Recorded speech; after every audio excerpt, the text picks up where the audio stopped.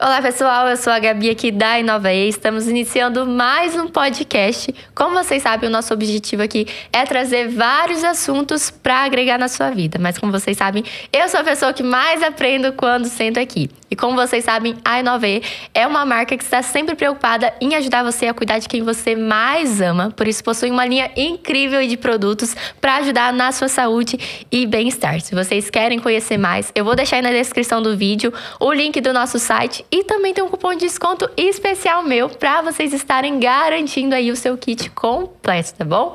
E hoje estou aqui acompanhado do meu amigo Pedro. Olá, gente, tudo bem com vocês? Para mais um podcast. Muito obrigada. Eu agradeço por estar me acompanhando mais uma vez. Pode deixar. E estamos muito bem acompanhados hoje, né? É isso mesmo. Temos uma convidada muito especial para a gente falar de relacionamentos familiares aqui hoje. Estou acompanhada da psicóloga Fernanda Varuta. Primeiramente, olá, seja muito bem-vinda. Muito obrigada por ter aceitado o nosso convite, de ter vindo aqui, tá bom? Obrigada a vocês pelo convite. Olá, pessoal, tudo bem, né? Nós vamos estar falando um pouquinho de família hoje, então. Isso aí. E, Fernanda, pra gente iniciar, né? Vamos falar o que é um relacionamento familiar saudável. Como você definiria isso pra gente? Olha, na verdade são várias coisas que levam um relacionamento saudável e familiar, né? A gente não pode definir como uma coisa só. Porque, assim, tem uma coisa importante até de falar, que não é a ausência de brigas dentro de uma casa que realmente vai se tornar uma coisa saudável. Discussão é uma coisa normal, porque somos diferentes e pensamos diferentes. Então, eu acho que é necessário ter isso até, né? Sim, a gente precisa, até porque a gente vai debater de situações o qual a gente pensa diferente. Então, isso é saudável e ensina a gente para as coisas da vida. Então, assim, olha, uma boa comunicação, eu sempre falo sobre isso. Porque comunicar, mas não é só se comunicar, é escutar o outro, né? Se colocar no lugar do outro, saber como é que tá o dia a dia do outro, saber, assim, entender essas diferenças, porque muitas vezes a gente tem idades diferentes dentro de casa, a gente mora às vezes com a avó, com geração diferente, os pais, tem criança, tem adolescente, então é entender um pouco da importância que cada um tem naquela idade, então acompanhar o dia a dia de todo mundo. Eu falo assim, que sentar na mesa para fazer uma refeição diária, que as pessoas já não quase fazem isso, então é uma participação como um todo, uma escuta como um todo. Então é isso que eu diria que é saudável. E aí a gente vai ter, claro, problemas diários e tá tudo bem. Tá? Até porque não só no meio familiar, né? No meio empresarial, entre amigos, cada um tem a sua mentalidade. Quando a gente convive muito com algumas pessoas, né? Cada um tem um jeito de pensar, um jeito de agir. Então isso meio que aflige, isso é verdade. Assim, tudo que a gente vive em casa é o que a gente vai viver depois. A gente acha que não. Mas a família, ela é o que realmente nos prepara para a vida. E essas diferenças que a gente acha muito chata é o que eu vou encontrar dentro da empresa, dentro da faculdade, da escola, enfim. É as frustrações diárias, né? Que a gente vai ter que lidar. E como você falou, é normal a gente ter essas brigas, discussões, né, dentro de casa durante o dia. Mas quais são os sinais de que alguma família está realmente passando por dificuldades na questão de relacionamento familiar? Olha, quando a gente já não se entende mais e os familiares têm muito hábito de colocar culpa um no outro. Né? Ou não só de deixa eu ver o que eu tô vivendo. Eu vou pegar aí, por exemplo, tô vivendo com uma criança. Tô com uma criança, a criança tá muito irritada, muito agitada. Então eu vou relacionar isso a várias coisas da escola, mas eu não vou olhar muito pro processo de família, tá? Mas você perguntou aí o que faz a gente perceber isso. Não começa a não funcionar as coisas. Começa a ter muita discussão, os filhos começam a dar mais problemas, começam a ter baixas notas na escola, os pais não conseguem mais ficar no meio familiar, ou estão muito estressados, muito irritados, e a gente começa a perceber que já não tem mais uma relação constante. Gera um conflito, né? São vários conflitos e aí um distanciamento. Essas pessoas começam a se distanciar. Aí as brigas começam a aumentar e as doenças começam a aparecer. Né? Daí vem, às vezes, alguém com depressão, alguém com ansiedade. Só que daí ninguém tá se olhando mais. Né? E aí já não sabem lidar, muitas famílias não procuram ajuda para isso. Mas as pessoas começam a adoecer dentro de casa, começam a ter sintomas nítidos. E a gente vê muito esse processo de pessoas com depressão e ansiedade, que é muito comum. Claro que tem coisas muito mais graves que a gente vai observando, mas ninguém se entende mais. Entendi. Lá você especificamente trata com famílias, né? Sim. Qual que é a diferença da terapia particular, né, individual, para essa outro tipo de terapia, né? Que é com família. Como que você aborda isso? É que funciona assim, olha. É que eu trabalho com uma abordagem. Todo mundo está acostumado com a psicanálise, tá? Então, eu trabalho com a terapia familiar sistêmica, que é de família e casal. Qual é a diferença? Quando eu atendo individualmente ou quando eu atendo em família, eu olho aquela pessoa como um todo. Eu não olho só você. Eu te olho e entendo que você tem várias gerações e o que essas gerações influenciam na sua vida. O nosso objetivo, tanto no individual quanto no processo de família, é o mesmo, é a melhora. É só a forma que eu olho que é diferente. Eu agrego e entendo o teu processo familiar para te atender individualmente. Então, eu não preciso só atender como família para que as coisas melhorem. Então, dá. É assim, as outras abordagens têm mais essa visão individual. Não tem problema. Então, no individual, eu só olho você como um todo, tá? Não só, claro, a questão familiar, mas cultural, social, enfim. Entendi. Fernanda, da minha família, tem algo interessante que eu vejo, eu acho interessante a gente colocar aqui também. Desde a minha bisavó, ela não conseguiu criar a primeira filha, a minha avó não conseguiu criar a primeira filha, a minha mãe e nem a minha tia conseguiram criar a primeira filha. Então, já vem de uma hereditariedade. Eu acho interessante Isso a gente mesmo. falar isso aqui, porque como que as pessoas podem, né, de uma certa forma, romper essas linhagens que vêm nessa hereditariedade de que talvez, o meu pai foi dessa forma, o meu avô foi dessa forma, mas eu não vou ser dessa forma. Porque eu acredito que isso acaba afetando muito nos relacionamentos, né? Principalmente familiares, né? Quando a pessoa vai formar uma família, ela acaba pegando todo aquele padrão que ela viu na família dela, que ela viveu, e colocando pra ela também. E isso acaba prejudicando ela e talvez fazendo com que ela viva uma vida conforme aquilo que o pai, que o avô viveu. Como que as pessoas podem pegar isso e quebrar de uma certa forma? Você está falando de uma coisa muito importante, tá? Inclusive, tem um instrumento que a sistêmica usa, que é da psicologia, não da sistêmica só, se chama genograma. Que é quando a gente faz essas identificações que você está falando, que a maioria das pessoas não sabem, que estão vivendo essas repetições de família. Tá? Então, quando eu identifico isso, já tenho consciência, já é uma coisa importante. E aí, a terapia vai te ajudar nisso, tá? Para você ver que passos que você tem que tomar para mudar esse sistema que você já vive para fazer diferente. Fernanda, então, ok, eu vou lá, eu vou fazer e isso vai quebrar? Pode acontecer sim, pode acontecer não, porque a parte emocional, ela não é 2 mais 2 é 4, não é uma matemática. Mas isso ajuda. Eu vivi isso na minha vida, tá? Eu percebi no meu genograma que todas as mulheres engravidavam antes do casamento. Então, o que foi que eu fiz? Eu consegui fazer uma quebra. Então, eu até fui morar junto, não era casada, e eu decidi que eu só teria uma filha quando eu casasse. Então, eu casei e depois eu engravidei. Eu consegui fazer essa quebra. Algumas coisas eu não consegui.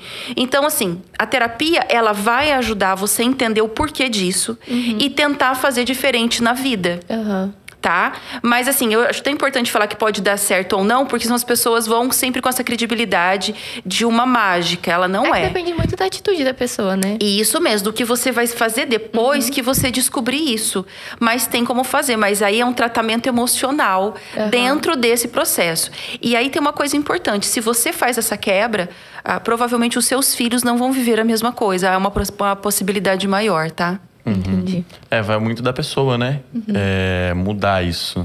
Isso é uma grande mudança. Mas tem que entender o porquê que a família está fazendo isso para tentar fazer diferente. E como que isso, por exemplo, né? Às vezes a mãe não quebrou essa barreira, né? Dessa hereditariedade igual você. Se você não tivesse quebrado isso de todas as mulheres, né, engravidarem antes de casarem, né? Como que essas atitudes podem influenciar até mesmo na criação dos filhos, né? Olha, na verdade eu vou fazer talvez comportamentos iguais. Porque assim, tem coisas que a gente já leva. Então, por exemplo, você fala, não vou ser igual a minha mãe. Aí você se pega cortando pepino igualzinho a sua mãe quando você tá casada. Então, tem algumas coisas que são muito automáticas. Só que assim, deixa eu te explicar. Por que a gente não identifica e as coisas continuam acontecendo? Porque primeiro que eu não tenho consciência. E a maioria das pessoas não fazem terapia. E a terapia, ela vem para isso. Para que você tenha consciência sobre os seus comportamentos e seus sentimentos. E aí que eu consigo fazer essas mudanças. Senão elas não vão acontecer. E as repetições, elas vão continuar. Sempre. Então, você vê isso em cadeia constantemente. Então, é a consciência daquele comportamento. Só que a maioria das pessoas não querem fazer isso. É esse que é o complicado. Eu não quero fazer mudança. Então, elas não vão mudar, não vai acontecer. Ela vai se repetir. Entendi. Tá? Entendi. E pra alguém que tá iniciando uma família, né? Igual eu falo pra você que eu vou casar ano que vem. Amém? Você é padrinho, viu? Ó, que beleza, Pedro. Que honra. Que honra, né? Mas eu vejo que eu sempre fui uma pessoa muito seletiva, né? Principalmente por já ver alguns problemas que teve na minha família. Depois a gente vai falar um pouco dessa mistura, né? Mas eu sempre fui muito seletiva, inclusive por ver as situações que aconteciam na minha família. Então eu procurava, talvez o estereótipo, né? Mas eu acredito muito que dá pra ver muita coisa pelo externo, né? Porque aquilo que tá dentro reflete no externo. E eu sempre procurava algo que fosse diferente daquilo que eu vivia, né? Diferente daquilo que eu via em algumas coisas e que não me agradava. E como que as pessoas podem hoje, pessoas que vão estar iniciando a formar uma família, né? E querem viver algo diferente do que aquilo que elas viram, né? Talvez que cresceram com aquilo. E o que elas podem procurar em outra pessoa para procurar formar uma família de uma forma saudável? Acho que primeiro eu tenho que fazer as mudanças em mim. Porque as pessoas fazem o seguinte, eu caso, culpo o outro e quero que o outro mude. Então, tudo começa em mim. Você não falou que você já foi fazer... que você tomou consciência do que tinha na sua família. E já começou a fazer buscas diferentes. Quem fez isso? Você. Então, essa consciência é sua. O que a gente faz? Eu converso com meu parceiro sobre isso. Coloco ele também consciente sobre as coisas que ele vive familiares, para que a gente possa fazer diferente dentro de casa. O casamento é um contrato. E esses contratos, a gente vai mudando conforme os anos, porque nós mudamos e as pessoas mudam. Então, é essa comunicação com o casal diário, para que a gente possa pensar o que não tá legal ou o que nós podemos fazer diferente dos nossos familiares. Então, é isso. É uma conversa diária com o meu cônjuge ali, né? Com o meu companheiro, companheira, enfim. Então, essa comunicação de ver o que não tá legal e o que você também quer levar. Vou te falar pra você, por exemplo, olha, o que eu gostaria de levar pra esse casamento. E, de repente, ele falou, olha, eu não vejo dessa forma. Aí, vocês vão escutar, por mais que sejam pensamentos diferentes, vão fazer um acordo. O acordo dentro do casamento é a principal ferramenta para que as coisas aconteçam diferentes. Se não tem a comunicação, se eu não levo o que eu penso e não faço acordo, não vai dar certo. A comunicação é a base de tudo. Isso. É a base de tudo. A conversa, né, em si, vocês conseguem ter vamos dizer assim, uma organização a mais por vocês terem exposto os seus sentimentos para o seu parceiro. Né? Então, isso é eu, como pessoa, né, aprendi assim que a conversa é primordial, a base de tudo. Não só em relacionamento, né, mas na família em si. E agora eu vou te perguntar, fazer uma pergunta para você. Existem, né, pessoas que entram em relacionamento e não têm essa base da conversa, não tem isso em prática. E acabam, né, tendo bastante conflitos e tudo mais. Como essas pessoas podem trabalhar dentro de si? Olha, primeiro eu tenho que reconhecer que eu preciso da ajuda. Não adianta eu falar, olha, Pedro, você tá vendo que você não tá legal com esse comportamento? Você vai dizer, não, eu não vejo problema. Então, primeiro eu faço o reconhecimento e aí eu procuro uma ajuda. Porque não adianta o outro ficar apontando. Agora, se eu não percebo, Pedro, eu não tenho o que fazer. Nem o outro que tá ao meu lado pode fazer, porque eu tenho que fazer por mim. Então, começa por essa consciência pessoal. E aí entender, eu preciso de ajuda. Porque essa palavra, eu preciso de ajuda, é um problema. As pessoas não querem, acham que não precisam. E todos nós precisamos e para sempre. Né? A gente não é único, né? É perfeito com tudo. Mas é isso, primeiro reconhecer que eu preciso. Senão isso vai virar um problema. É muito difícil isso, né, para as pessoas. Muito. As pessoas não aceitam. Olha, a maioria das pessoas acham que ir para terapia é uma coisa para louco. A gente ainda vive essa situação. Quando se a maioria das pessoas fossem procurar ajuda antes, não viveria um monte de situações. Não que vai inibir os meus problemas, mas eu vou saber como lidar com eles. Né? Ou levar também as minhas angústias, porque as pessoas que são fechadas e não falam, é as que mais têm dificuldade de lidar com relacionamento, com coisas no dia a dia, porque não dividem, não procuram ajuda. Então, são pessoas, inclusive, que sofrem mais, né? Isso acaba prejudicando tudo, né? Até a saúde, eu acredito. Não, assim, eu falo que é uma panela de pressão essas pessoas. Uma hora vai estourar e vai vir com algum problema sério. Ou físico ou emocional. Ou provavelmente as duas coisas. Nossa mente é uma panela de pressão, né? Sim. Se a gente não tomar cuidado, a nossa própria mente, ela nos mata, né? Porque a gente vai criando doenças às vezes, né? Então é isso, eu não tenho como procurar juntos se eu não falo eu preciso. Primeiro tem que reconhecer. Eu tenho que reconhecer. Claro, eu posso falar pro outro, olha, eu tô percebendo. Mas você falou 1, 2, eu até falo pras pessoas, deu. Você tem que entender que o outro tem que procurar ajuda. E aí, gente, tem uma coisa muito séria que a gente tem que pensar. Algumas pessoas estão acostumadas a viver na dor e no sofrimento, tá? E elas já têm ganhos com isso, que a gente chama de ganhos secundários. Fala, mas Fernanda, sério? Sim. Então, assim, às vezes você nunca vai conseguir tirar ela disso. Porque ela já tem ganhos por trás. O que pra nós não é, pra ela é. E aí, o que acontece? Você vai ficar falando à toa e o outro precisa viver aquilo. Que é o que a gente fala muito da dependência emocional. Elas têm benefício, as pessoas têm benefício e não querem sair disso. Então, esse que é o problema dentro do relacionamento. Por isso que eu falo, a mudança vem de mim, não vem do outro. Agora, eu vou dar um exemplo que você está falando de casamento, que eu acho importante falar, que é assim, né? Eu brinco. Vamos supor que você quer um Fusca, o outro quer uma Mercedes. Né? Bom, não dá para a gente corresponder, de repente, os dois, eu preciso de um carro só. Eu vou sentar. Nós vamos ter que pensar qual outros carros são possíveis. E aí, talvez, não vai ser nem um Fusca, nem uma Mercedes. Esse é o acordo. A base da conversa. A base da conversa. E claro, eu vou ter que abrir mão. Mas, gente, eu não tô vivendo sozinho e comprando uma coisa sozinho. Não dá mais. Então, claro, talvez naquele momento eu precise abrir mão. E aí, depois, uma outra situação, cada um tem aquilo que gostaria.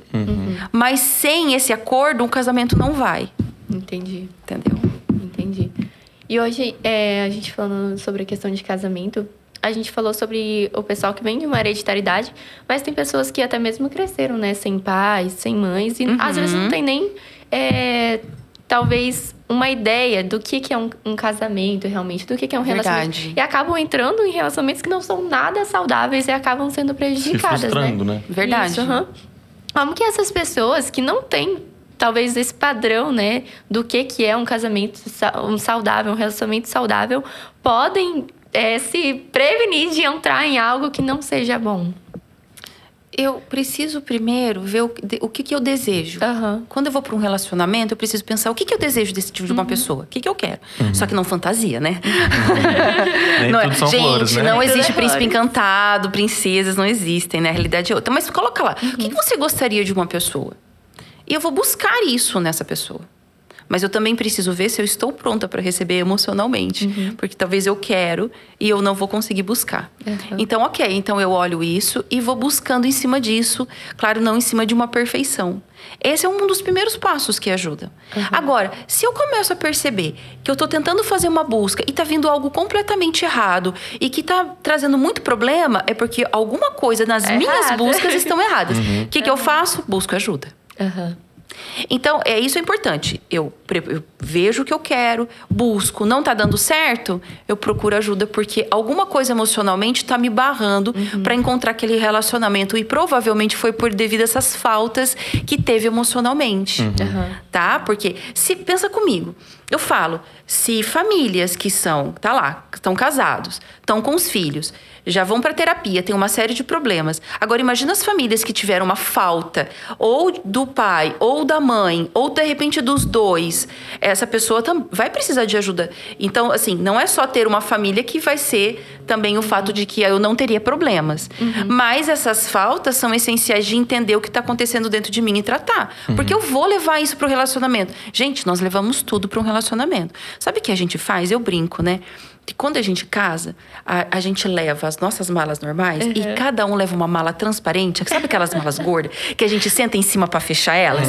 Então, e aí se chama família. Cada um traz a sua. Aí chega dentro de casa, ela estoura assim.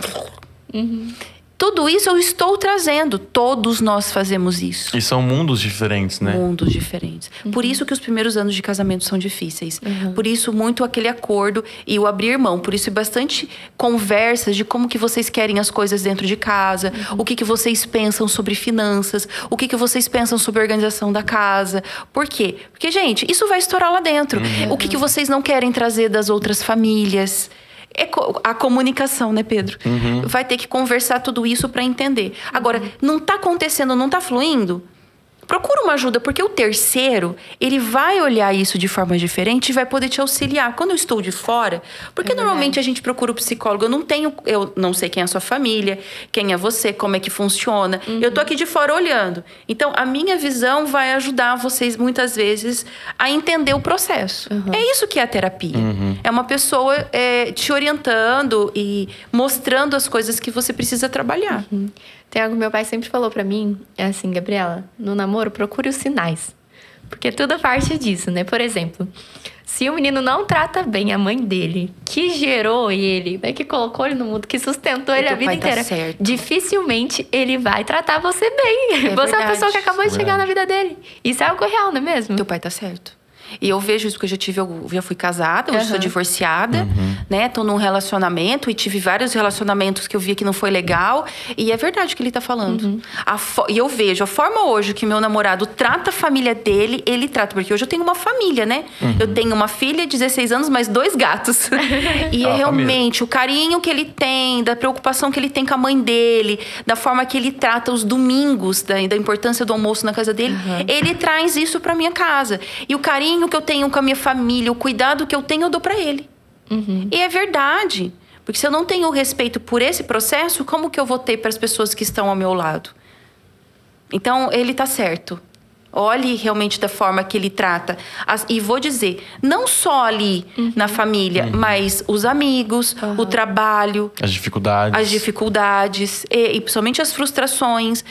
O fato do companheirismo, que eu falo... Gente, relacionamento é uma cestinha com várias coisas. E lá tá companheirismo, cumplicidade, amizade, fidelidade, carinho. Várias coisas. Se eu não tenho esse companheirismo, essa cumplicidade, não faz sentido. Porque a gente vai viver muitas coisas no nosso dia a dia. Já pensou se eu não tenho um cúmplice para falar, não, eu tô aqui. Calma aí. Não, calma que a gente segura a onda. A gente vai dar um jeito, né? Ficou desempregada? Não, a gente já ajusta aqui. Isso é companheirismo. Então, em tudo a gente precisa. Inclusive, quando a gente fala de sistema familiar... Uma das pessoas perdeu o emprego, senta lá, família, vamos sentar aqui, vamos conversar, olha, o pai perdeu o emprego, não, vamos, pai, vamos ajustar tudo aqui. Não, a gente segura. Isso é uma relação saudável, entendeu? Tá todo mundo ali por todo mundo. Incrível. Então, viu, gente? Procurem os sinais. Procurem. Se esse namorado não trata Pega essa bem, dica. Ninguém ao redor dele, ele não vai te tratar bem. Porque assim, e sabe o que a gente se acha? Um supra-sumo, né? Eu sou a última bolacha do pacote. E tá achando que ele vai me tratar diferente. Gospel, a gente chama de namoro evangelístico. Isso, eu tô lá linda, maravilhosa. Então, por que você se acha a maravilhosa e ele vai me tratar bem porque eu sou a maravilhosa? Não. Vamos mudar ele. E aí, você tem que lembrar o seguinte, o primeiro ano de relacionamento é paixão. De 6 meses a 1 ano é tudo lindo. Eu falo, gente, é bom ficar com a pessoa mais de 1 ano, se eu quero casar, até pra ver como que essa pessoa é. Porque daí, no dia a dia, que eu vou reconhecendo quem são as pessoas. Os amigos, o trabalho, tudo é um período. Porque no começo é tudo lindo, né? Mas depois, né? E depois a gente vai entendendo quem são as pessoas. E aí, assim, ter uma tolerância, claro que todo mundo tem defeito. Eu tenho, vocês têm, todo mundo tem. Então, claro, não é a primeira situação também que eu vou embora. Mas se aquele relacionamento tá sendo tóxico, eu não tenho por que ficar nele. Hoje em dia, né, eu até comento muito com a Gabi. Que a gente até tem intimidade pra conversar sobre os problemas, né? Você já dá um puxão de orelha, mas tudo bem, acontece. Quase sempre. Hoje em dia eu penso o seguinte. Eu tô em constante evolução. Sim. Certo? Trabalho, estudo, mudo meu interior, meu exterior, né? Pra vida, pra comunidade, pra todo mundo. Eu tô em constante evolução. Sim. Se eu for querer me relacionar com alguma pessoa, a pessoa tem que estar no mesmo nível. Isso é verdade. Se você entra num relacionamento que a pessoa não tá no mesmo nível que você, é muito mais fácil de se quebrar essa relação, né? Com certeza. Em tudo, tá? Eu preciso ter objetivos bem parecidos, tá? Em tudo.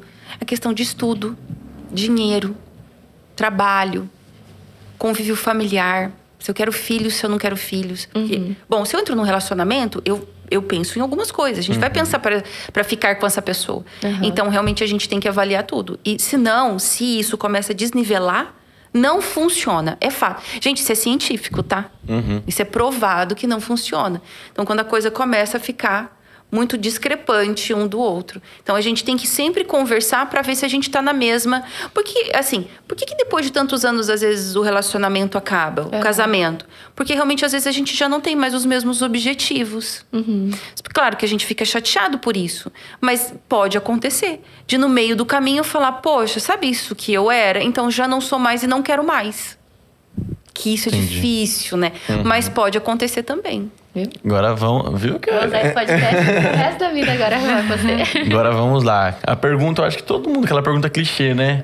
Os opostos se atraem? Essa eu acho que você deve ter escutado. Não, eles se atraem sim, mas pra se manter tem que ter coisas em comum, né? Então assim, tem coisas que entre eu e meu namorado é completamente diferente, mas aquilo pra mim agrega. Não é um problema essa diferença. É porque as diferenças, elas vão dando equilíbrio. Eu só não posso que a coisa seja muito diferente. Assusta, né? Algumas pessoas.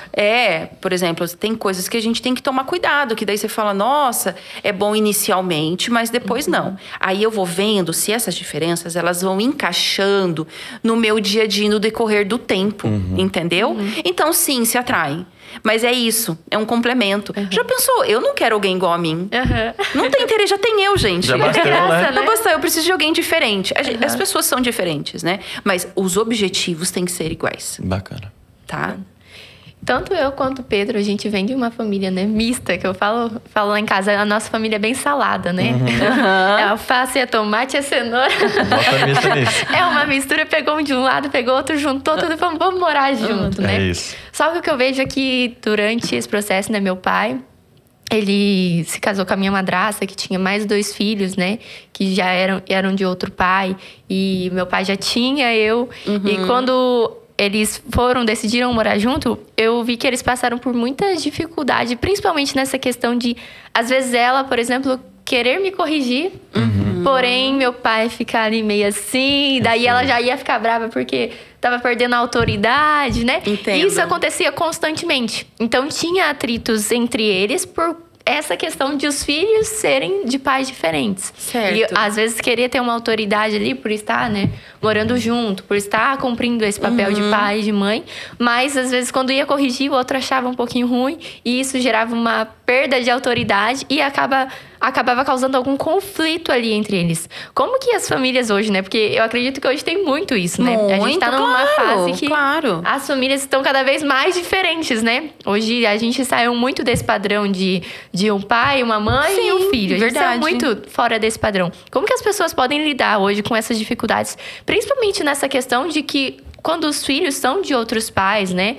E como que as pessoas podem tentar ter essa autoridade, né, de cumprir esse papel, mas sem causar conflitos ali com o seu parceiro. Aí a gente entra nessa questão do acordo, do que nós queremos dentro desse casamento. Então, antes de casar, primeiro, que tem que entender que não é só um casal que está casando. Nós estamos casando com uma turma junto. A bagagem Papagaio, periquito, os filhos. Vem mais gente aí. Vem todo mundo, né? E aí, entendeu? Então, ok, nós se damos bem como casal. Bom, agora a gente tem filhos em comum. E o que nós vamos fazer com esses filhos? Como que vai ser isso? Como vai ser a rotina com eles juntos? Como vai ser a organização da casa com eles juntos? Muitas vezes eu vejo que essas conversas não acontecem. E aí, assim, gente, isso vai ficando tão sério que as brigas dentro de casa ficam grandes e aí vira uma rixa, né? Desses filhos com esses pais novos e viram coisas graves, eles começam a sair de casa muito cedo e causar muitos problemas. Então é isso, o casal tem que entender que não é só eles, entender a necessidade de cada um, porque cada um tem necessidades diferentes e fazerem acordo sobre isso. É igual acordo que pai e mãe faz ou o casal faz sobre como criar os filhos. É a mesma coisa. E aí dizer, olha, eu não gostaria que você chamasse a atenção da minha filha. Então vamos fazer o seguinte, quando acontecer algo, você me avisa quando chegar e eu vou conversar com ela. E claro, eu vou pedir que ela te peça desculpas, enfim, que daí não perde a autoridade. Mas não tem o direito. Então, mas tem que dizer. Agora, se eu não sei como que eu quero que funcione, não vai dar certo. Agora, acontece desses acordos acontecerem e, de repente, um ou outro achar que tem o direito de dar ordens neles. E, claro, que, gente, muitos filhos não vão aceitar isso. Isso é normal, principalmente quando se trata de uma adolescente. Né? Então, o que eu indico? Primeiro, sentem e vejam como que vocês querem que lidem com esses filhos. Como vão ser as regras dessa casa. Né? Não gostou de algo, eu até falo, não discuta na frente deles, é pior. Aí eu perco a autoridade. Não gostou, fiquem quietos, vão pro quarto, se organizem e volta para lidar com eles. Né? Então vejam essas necessidades e organize essas questões no dia a dia. Aí a probabilidade é que isso facilite. Agora, os problemas diários, eles vão acontecer porque nós somos diferentes. E aí a gente tem que entender que tem que lidar. Eu aceito. Outra coisa. Quando eu faço isso, eu aceito uma situação. Então, eu tenho que aprender a lidar. Então, não adianta justificar. A gente já sabia o que tinha pela frente. As pessoas fingem que não vê, mas sabem como que vai ser. Então, não adianta fugir da situação. Mas é isso, a comunicação, entender as necessidades e lidar com o dia a dia. Puxando um pouquinho do gancho dos filhos. Sim. Eu vou até falar um pouquinho, a Gabi já sabe da minha história, né? E tudo mais, os pais também. E que quando ela falou, a nossa família é uma salada mista. Meus pais também são separados. Eu morei muito cedo com a minha madrasta, com 3 anos de idade. Eu tava morando com uma outra mulher, né? Que também se tornou uma mãe pra mim. Hoje em dia ela é psicopedagoga. Ah, que legal. Então eu vivi com uma psicóloga em casa, né? Então eu cresci com meu pai, né? Sei. E querendo ou não, tem aquela questão da separação. Hoje em dia, quando falam separação, as pessoas pensam muito no casal. Mas às vezes, quem tem filho acaba esquecendo dos filhos. Muito. Demais, né? Nossa. Como vocês podem ter imaginado, eu já sofri muito com isso. E antigamente, eu tinha na minha mentalidade que eu era o culpado. Mas ao decorrer do tempo, fui aprendendo sobre a vida. E graças a Deus, Deus me curou disso. Que bem, maravilha. Sei que não sou o culpado disso. Sim. É eles por eles e eu por mim. Sim. Como essas pessoas, esses filhos podem tratar isso? Porque antigamente eu não tinha uma dica. É verdade. Hoje em dia, quem sofre com isso, eu consigo ajudar. É verdade. Dá uma dica para essas pessoas que sofreram isso. Para as pessoas que sofreram, como os pais lidarem? Qual das duas perguntas? Os dois. Pode ser os dois, Pode Pedro? ser os dois. Então, assim, os pais normalmente esquecem que esses filhos existem e usam eles. É verdade. Esse é o grande problema, tá? Então, eles viram pivôs das brigas. E viram objeto de troca. Um jogo, como um jogo mesmo. Joga o filho um pro outro. E constante. Então, a primeira coisa, entenda que você está separado. Você. O filho tem um pai e uma mãe e você tem que respeitar isso e dar o direito dele de ir e vir nessa relação. Então, essa é a primeira dica. Entenda que o filho não tem a ver com esse divórcio. É a primeira coisa. Sobre os filhos, eu tenho para dizer o seguinte. Eu tenho um livro, Pedro, que é para criança, que é para mostrar para a criança que ela não tem culpa. Todos acham. Bacana. Porque acontece o seguinte. Eu quebrei o vidro com a bola, por isso que meus pais estão se separando, porque a criança não tem ideia, né? Então, os pais têm que podem dizer, olha, eu e o papai nos separamos, não é por causa de você, é porque eu e o papai não se amamos mais. Porque, Pedro, eu me separei, a minha filha tinha a sua idade, ela tinha 3 anos. Então, e claro, cometi vários erros, tá? Nesse processo. Mas isso foi uma coisa que nós fizemos. Olha, Lê, nós estamos separando. Claro, não tem muita ideia aos 3 anos, né? Nós estamos separando, não tem a ver com você. E ela tinha livre acesso a nós. Claro que as nossas discussões interviram na vida dela. Mas a gente nunca usou ela como esse objeto. Ela tinha direito, o pai dela é o pai dela, a mãe é mãe. Então, o filho tem que entender. E aí os pais que têm que fazer isso. Porque quando é criança, você não tem como entender isso. São os pais que têm a obrigação de dizer, você não tem nada a ver com isso, tá? A responsabilidade disso é minha e do seu pai. Quando adolescente, é pior. Porque perde aquela base, né? Eles só gostam do divórcio quando, na verdade, eles não aguentam mais as brigas deles, pedem. Mas mesmo assim. E aí, são os pais que vão trabalhar isso e, de repente, vão procurar ajuda com um psicólogo. Porque os pais, a gente fica muito perdido no meio da situação e não sabe como lidar. Então, procure ajuda. Então, mas é isso. Os pais vão ter que fazer esse papel. Porque você está no meio daquilo e você não sabe o que está acontecendo, né? Então, assim, para o adolescente, eu posso dizer, pede para os seus pais que você precisa de ajuda. Para a criança, como que a gente vai dizer isso. Então eu peço assim, ó, eu dou uma dica para a família como um todo. Se os pais não fazem isso, façam vocês, os avós, os tios, dizer para a criança, você não é culpado, mas todos se sentem. Porque acha, eu fiz, eu respondi meu pai brigou comigo, então não quer ficar com a minha mãe. Então isso é comum. E a criança leva isso. Tá? Só que os pais muitas vezes não sabem, porque as crianças, como a comunicação não é boa dentro de casa, as crianças não falam. Elas às vezes adoecem e os pais não entendem o porquê. É interessante a gente entrar até nesse assunto, né? Porque hoje, graças a Deus, eu tenho uma boa comunicação com o meu pai, com a minha madrasta. Só que nem sempre foi assim. E eu acho interessante, porque hoje a gente vê uma geração muito ansiosa, né? Principalmente os adolescentes estão passando aí por esse turbilhão de mudanças, né? Acabam, às vezes, não conseguindo lidar com tudo isso, né? E acabam gerando ali ansiedade, depressão, né? Como que os pais hoje podem criar esse ambiente confortável para que os filhos venham, exponham seus sentimentos, exponham suas emoções, né? Exatamente para que os pais possam ajudar eles. Eu acho assim, os pais têm que entender, era uma coisa que a gente até estava conversando aqui atrás, né? Os pais têm que entender que um dia eles foram ou criança ou adolescente. A gente esquece, tá? A gente esquece disso. E que eles precisam ter necessidades diferentes. E a linguagem que se fala não é a mesma que a gente está falando aqui. Eu vou falar dentro da realidade, daquele momento, da idade de cada um. Então, a gente já começa por aí, tá? E aí, eu tenho que comunicar dentro do processo. Se eu não fizer essa comunicação dentro da idade, esse jovem, ele nunca vai ter coragem de chegar em você. Aí, o que repele muito? Eu começo com a criança, eu reprimo muito ela, né? Eu sou muito rígida. Sim. Com o adolescente, a mesma coisa. Então, ele acontece o distanciamento. Então, assim, essa rigidez excessiva não ajuda. Não existem filhos perfeitos, porque os pais, eles têm um sonho de quando é gerada essa criança, de que essa princesa ou menino que vai jogar futebol. Essa é a realidade ainda que não existe, né? Nunca existiu. Tá, então esses pais precisam entender isso para conseguir ter uma comunicação e esses filhos se aproximarem. Se isso não acontece, não vai ficar distante. Você sabe uma coisa que, na época, eu ainda tinha carro, que agora eu aderi ao processo do Uber. Eu pegava minha filha na escola e você sabe que horas que ela falava? Dentro do carro. Então, sabe o que eu comecei a fazer? Às vezes eu falava, vamos no McDonald's, vamos comer dentro do carro? E eu fazia isso com ela. Né? E aí, assim, percebi em que momento esse filho está disposto à abertura. Porque a gente também quer que esteja aberto no meu tempo, no meu momento, e não é assim que funciona. Então, às vezes ela fala assim, eu vou arrumar o quarto, vem aqui pra gente conversar. Gente, às vezes eu não tô afim, mas eu penso, puxa, ela quer conversar.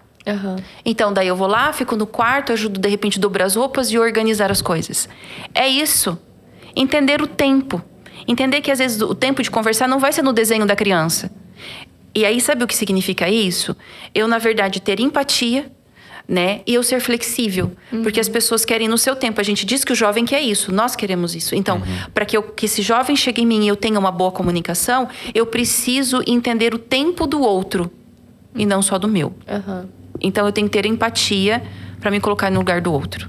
Entendi. E os pais fazem muito pouco isso. Entendi. E para o jovem e adolescente, né, que não tem... talvez esse apoio, né? Às vezes não tem esse ambiente seguro, que ele se sinta confortável. Como que ele pode lidar com isso? Talvez tentar, né, gerar ali esse ambiente com os pais. Nossa, que dói. Muita responsabilidade pra gente falar isso pra ele, né? Olha, às vezes alguns não vão ter nunca esse ambiente pra fazer isso que você tá perguntando. Nunca. O que eu oriento eles pra isso é procure alguém, ou um professor, uma tia, uma avó, que possa dar algum suporte. Porque às vezes não vão ser os pais. E é uma realidade, os pais não estão abertos a isso e vão dizer que não tem tempo para isso. Então, procure alguma outra pessoa. Qual é o grande risco? Às vezes, o próprio traficante dá essa... você não tem aqui, eu te acolho. E a gente começa a ter problema com esses jovens. Tá? Alguém vai acolher. Entenda que alguém vai. Então, eu falo para esses jovens, busque alguém legal, né? Aí, ou às vezes, algumas famílias de amigos acolhem, né? Trazem para casa. Procura alguém legal aí, que você gosta, que você confia, já que você, às vezes, não vai ter isso dentro de casa. Eu posso falar para os meus pais, olha, eu tô precisando de ajuda, eu não tô bem. Mas alguns pais podem nunca dar esse suporte. Isso também é uma realidade. Entendi. Às vezes os pais, gente, uma coisa importante, por que os pais reagem como reagem? Porque eles aprenderam assim. Foram criados assim. Né? Foram criados assim, puxa, meu pai é um cara sério. Mas eu pergunto, como foi seu pai foi criado? Como que a gente vai exigir desse pai de alguma coisa que ele não tem? Então, de que forma que ele mostra o amor? Ah, o meu pai é um cara que sempre compra a fruta que eu gosto. Ah, então, viu? Ele tá... Então, a gente também é importante, a gente como jovem, observar outros comportamentos que esses pais trazem pra mim, que talvez não seja na linguagem que eu gostaria, porque cada um tem uma linguagem do amor. E entender, nós somos aquilo que fomos criados. É que assim, nós também temos a possibilidade de informações, de contato, de procurar ajuda. Hoje a gente também tem ajuda psicológica gratuita, médico, coisas que eles muitas vezes não tiveram naquela época. E eu fiquei bem curiosa agora. Sim. De saber o porquê que o maior objetivo hoje seu é tratar com a família, né? Eu acredito que é um pouco diferente do que a gente está acostumado, né? Principalmente quando a gente fala de psicologia, é um trabalho bem diferente, assim, pra gente. Por quê? Que o seu objetivo hoje, né, é cuidar da família. Eu vou ter que contar uma história antes para chegar até aqui. Problema. É o seguinte, quando eu me formei, eu queria um emprego. E ótimo, em 6 meses eu estava trabalhando e caí numa casa de recuperação. Caí, gente. Você de cair de paraquedas na vida? Isso foi em Rolândia. Fui trabalhar com um dependente químico, adolescente, inclusive, infrator. Né? Usuário de álcool, droga, enfim. E aí, trabalhei lá 4 anos e meio, fiz uma pós de dependência química lá.